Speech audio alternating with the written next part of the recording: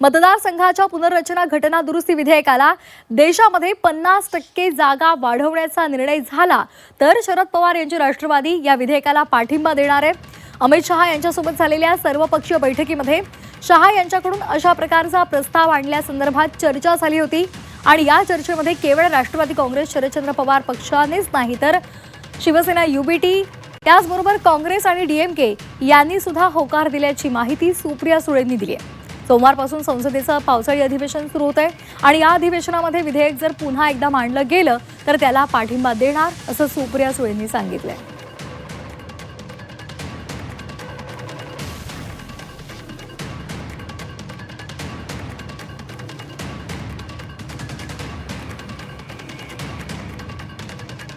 तर सुप्रिया सुळे यांनी ही अधिकृत माहिती दिलेली आहे आणि त्यांनी स्वतःच्या पक्षाबद्दल बोलताना शिवसेना युबीटी काँग्रेस आणि डीएमके सुद्धा पाठिंबा देणार असल्याचं सांगितलं। तर दुसरीकडे संजय राऊतांची प्रतिक्रिया या उलट आहे।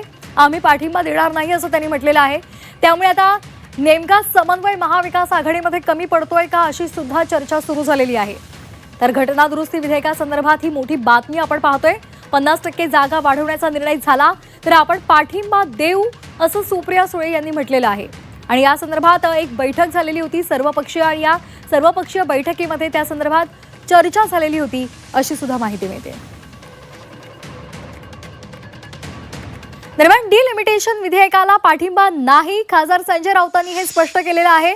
पवार विधेयकाला पाठिंबा देणार नाही तसं सुद्धा ते म्हणतायत आणि आपण पाहतोय ही आताची महत्त्वाची घडामोड। खासदार संजय राऊतांनी हा दावा केलेला आहे, पवार या विधेयकाला पाठिंबा देणार नाही तसं त्यांनी म्हटलंय। तर दुसरीकडे सुप्रिया सुळे यांनी मात्र जर 50% जागा वाढवण्याचा निर्णय झाला तर आपण पाठिंबा देऊ असं म्हटलंय।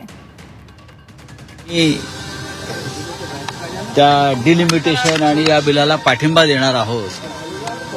माननीय शरद पवारांचा पक्ष म्हणजे राष्ट्रवादी काँग्रेस पक्ष आम्ही हे पूर्णपणे चुकीचं आहे। हे बिल या अधिवेशनात येणार की नाही याच्याविषयी अद्याप काही ठरलेलं नाही। ते जेव्हा बिल येईल तेव्हा आम्ही सगळे बसून निर्णय घेऊ।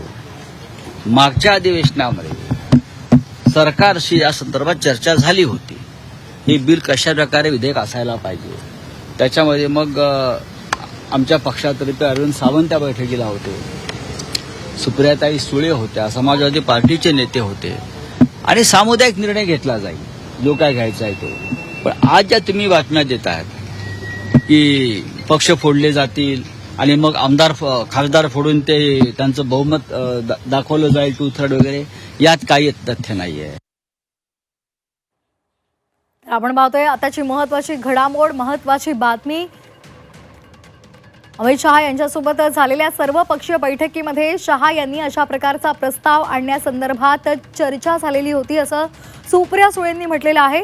घटना दुरुस्ती विधेयकासंदर्भात बोलत असताना या संदर्भात दुरुस्ती विधेयकामध्ये देशात 50% जागा वाढवण्याचा निर्णय झाला तर शरद पवार यांची राष्ट्रवादी विधेयकाला पाठिंबा देणार असं सुप्रिया सुळे यांनी म्हटलेलं आहे। तर या चर्चेमध्ये केवळ सुप्रिया सुळे यांनी जी माहिती दिली आहे त्यानुसार राष्ट्रवादी काँग्रेस शरदचंद्र पवार पक्षानेच नाही तर उद्धव बाळासाहेब ठाकरे यांची शिवसेना आणि काँग्रेस डीएमके यांनी सुद्धा होकार दिल्याची माहिती सुप्रिया सुळे यांनी दिलेली आहे आणि त्यामुळे आता आगामी काळात या संदर्भात काय घडामोडी घडतात हे पाहणं महत्त्वाचं आहे।